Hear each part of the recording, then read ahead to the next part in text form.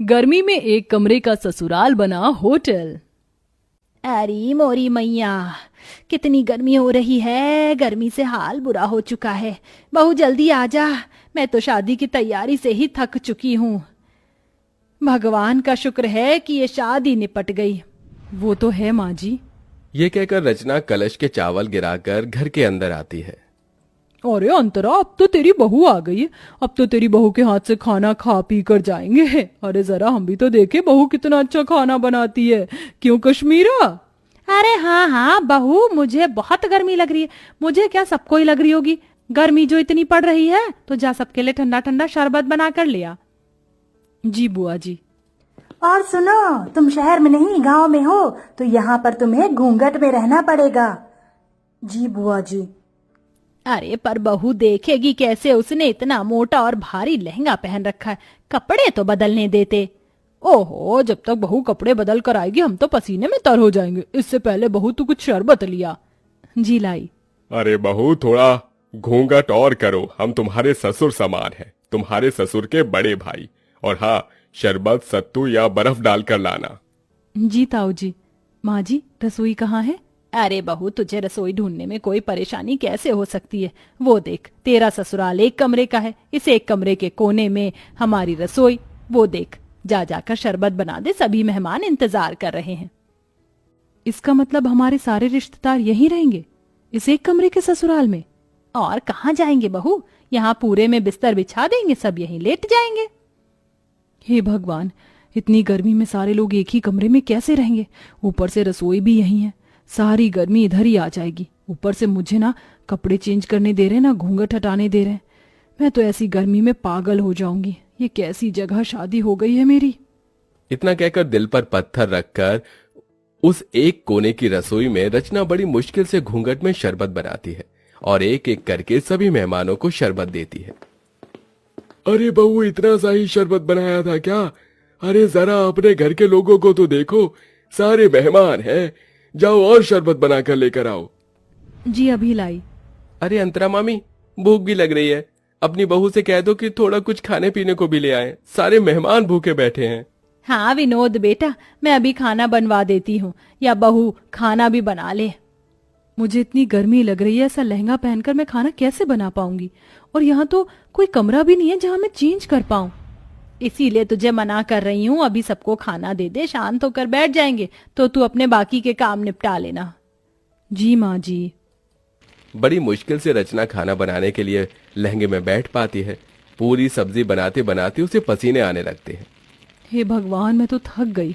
पता नहीं कैसे लोग हैं जो इस एक कमरे के ससुराल को समझ रखा है।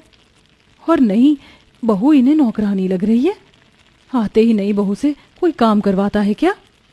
अरे बहू, मेरे भतीजे का भूख से हाल बेहाल हो रहा है, जरा जल्दी खाना बना।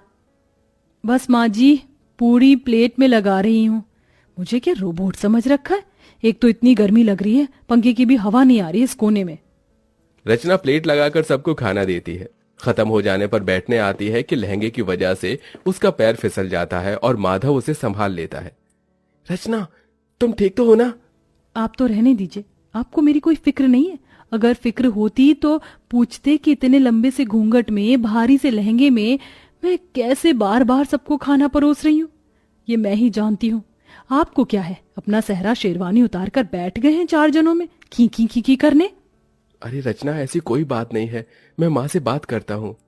अरे बेटा, यहाँ बहू के साथ क्या कर रहा है? हमारे साथ भी आ जा, बैठ जा। और बहू, राजन विनोद की प्लेट खाली है, जा उन्हें सब्जी पूरी दे दे। जी जी अभी। और तुम तो छोड़ो मेरा हाथ। उस समय रचना अपने पति के पेट में एक कोहनी मारकर चली जाती है। आउच! क्या हुआ बेटा? कुछ नहीं ताऊ जी। फिर सबको खाना देने के बाद रचना थक जाती है और बैठे बैठे सो जाती है। उसे देख कश्मीरा जगाने जाती है तो माधव मना कर देता है। बुआ जी, उसे उठाइएगा मत, बेचारी गृह प्रवेश के बाद से ही सबको खाना दे रही है, एक पल के लिए भी बैठी नहीं है। और देखिए कितना पसीना आ रहा है, उसे लहंगा भी नहीं उतारने दिया आप सबने, थोड़ा तो रहम कीजिए। ओहो, देख रही है, तेरा बेटा अभी से ही बहू के पक्ष में हो गया। चलो अच्छी बात है, हम कौन से तुम्हारी पत्नी को परेशान कर रहे हैं, सोने दो। माधव पास के बिस्तर पर उसे सुला देता है और एक पर्दा डाल देता है, जिससे सारे बड़े बुजुर्ग रिश्तेदार उसे ना देखें। ऐसे ही शाम हो जाती है। रचना अपने कपड़े बदलकर आराम से बैठी थी कि मौसिया सास सुधा उसके पास आती है। अरे बहू, तुझे कितनी बार बताऊं घूंघट करके रख, तेरे किसी भी सास ससुर ने देख लिया तुझे तो गजब हो जाएगा। नई बहू को पर्दे में ही रहना चाहिए, समझी? अब जा जाकर चाय बना। मैं चाय तो बना दूंगी, पर मैं तो पहले इस तरफ बैठी हूं ना, मुझे कोई भी नहीं देख सकता, तो थोड़ी देर घूंघट ऊपर कर लूंगी तो क्या हो जाएगा। मुझे भी गर्मी लग रही है, और ऐसा तो है नहीं किसी ने मेरी शक्ल नहीं देखी, सबने शादी में मुझे देखा है। देख ले अंतरा, देख ले तेरी बहू कैसे अभी से ही जबान लड़ा रही है। अरे मैं तो मौसी हूँ, मुझे इस बात का बुरा नहीं लगेगा, लेकिन कोई और होता तो तौबा तौबा तौबा। छोड़ ना सुधा, ऐसी बात नहीं करते, जा सबके लिए चाय नाश्ता लेकर आ। ये बोलते ही रचना घूंघट करके फिर से गर्मी में सबके लिए चाय बनाती है। अब इतने सारे मेहमान थे, हर कोई थोड़ी थोड़ी देर बाद अपने खाने पीने की फरमाइश कर रहा था। ऊपर से हल्की साड़ी पहनने पर विनोद कहता है, देखो रचना, मैं तुम्हारे जेठ की तरह हूँ और अभी तुम्हारी नई शादी हुई है, इसलिए बता रहा हूँ इतनी हल्की साड़ी मत पहनो। जो नई नवेली दुल्हन हो तो थोड़ी भारी साड़ी पहनो। भाई साहब, गर्मी लग रही है इसलिए मैंने थोड़ी हल्की साड़ी पहनाई है। कोई बात नहीं, थोड़ा बर्दाश्त करो और अपने हाथ के पकौड़े भी बनाकर खिला दो।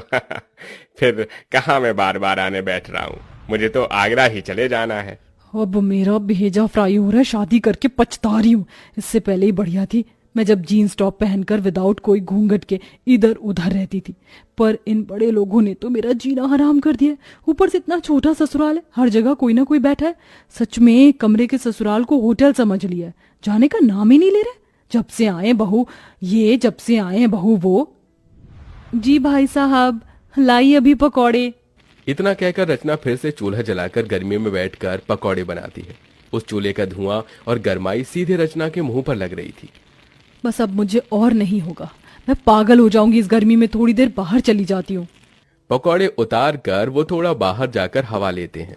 भले ही बाहर गर्मी सही, लेकिन उतनी भभक तो नहीं है जितना अंदर एक कमरे में है। भगवान जाने कैसे आलसी जानवर की तरह सब एक साथ अंदर हैं, ये भी नहीं कि अपने घर चले जाएं। अरे सर, सुकून तो अपने घर पर ही होता है, लेकिन यहाँ के रिश्तेदार बड़े मक्खी की तरह हैं जो गुड़ से चिपक जाते। एक काम करती हूँ, फ्रिज के ठंडे पानी से मुंह धोकर अंदर चली जाती हूँ, वरना सब बोलेंगे। फिर रचना ठंडे पानी से मुंह धोकर फिर सबके काम करने लगती है। ऐसे ही 4 दिन से हफ्ता और हफ्ते से 2 हफ्ते हो जाते हैं, लेकिन मेहमान जाने का नाम नहीं लेते। उन्होंने नई बहू को गर्मी में बिल्कुल काम करवाकर परेशान कर दिया था। ऐसे में रचना की हालत बहुत खराब हो जाती है, क्योंकि वो बेचारी खुद भी खा पी नहीं पाती है। पति से अपनी परेशानी बताती है, लेकिन वो नजरअंदाज कर देता है। बहू एक दिन गर्मी में कपड़े सुखाते सुखाते बेहोश हो जाती है। माधव फौरन डॉक्टर को घर पर बुलाता है, तो डॉक्टर बताता है, देखिए, गर्मी में इनकी हालत बहुत डाउन हो चुकी है। और इतनी मोटी साड़ी क्यों पहनी है आप लोगों ने? आप जून जुलाई की गर्मी से वाकिफ नहीं है क्या? और इतने सारे लोग क्यों हैं? यहाँ पर मरीज के पास ज्यादा लोग रहने से और घबराहट पैदा होती है। देखिए माधव जी, हो सके तो थोड़ा रेस्ट करने वाला एनवायरनमेंट प्रोवाइड करवा दो तो बेहतर होगा। जी डॉक्टर। ये सब इसी वजह से हो रहा होगा। बहू ने मुझे बोला था कि उसे परेशानी हो रही है, फिर भी मैंने इसकी एक नहीं सुनी। बेटा, डॉक्टर साहब सही कह रहे हैं। देख, बहू का पगफेरा भी नहीं हुआ, ऐसा कर तू इसके मायके ले जा इसे। ठीक है माँ। बहुत हो गया, कहीं ना कहीं ये रिश्तेदार भी मेरी बहू के इस हालत के जिम्मेदार हैं। बहुत दिन खाना खा लिया मेरे घर को होटल समझकर, अब मुझे इन्हें यहाँ से निकालना ही होगा। सुनिए, आप सब थोड़ा बाहर जा सकते हैं? जो डॉक्टर साहब ने बोला है उसी के लिए बोला है मैंने। हाँ हाँ ठीक है, चलो चलो सब बाहर चलो। उनके बाहर जाते ही अंतरा बहू से कहती है, बहू मैं समझ सकती हूँ, तू बहुत परेशान हो गई थी, इसलिए अब मैं तुझे तेरे मायके भेज रही हूँ और इन मेहमानों की तो छुट्टी मैं करूंगी। काश तेरी ये बात मैंने पहले समझ ली होती। कोई बात नहीं माँ जी, ये सब हो जाता है, आप अपना ख्याल रखना। हाँ हाँ। कुछ देर बाद माधव रचना को लेकर उसके मायके चला जाता है और फिर अंतरा शाम से लेकर अगले 4 दिन तक रोज फीका खाना बनाती है और बहाने लगाती है। तभी सुधा, कश्मीरा, मुकेश खाने को मना कर देते हैं। अरे नहीं नहीं, बस जिज्जी, अब और नहीं चाहिए। अरे खा लो पेट भरकर, बहू के हाथ से भी तो कहते थे बार बार। पर तुम्हारे हाथ से नहीं खा सकते ना अंतरा। रचना बहुत ज्यादा अच्छा खाना बनाती थी, इसलिए खाते थे। और वैसे भी अब हम सबको बहुत दिन हो गए हैं, अब हमें अपने घर को निकलना चाहिए। हाँ हाँ, अब हम सबको अपने घर जाना चाहिए, हम चलते हैं। इस तरह सारे मेहमान मजबूरन खुद ही अंतरा का बेकार खाना खाकर वहां से भाग जाते हैं और कुछ दिनों बाद ही नई बहू घर वापस आकर एसी में सास के साथ खुशी खुशी रहने लगती है।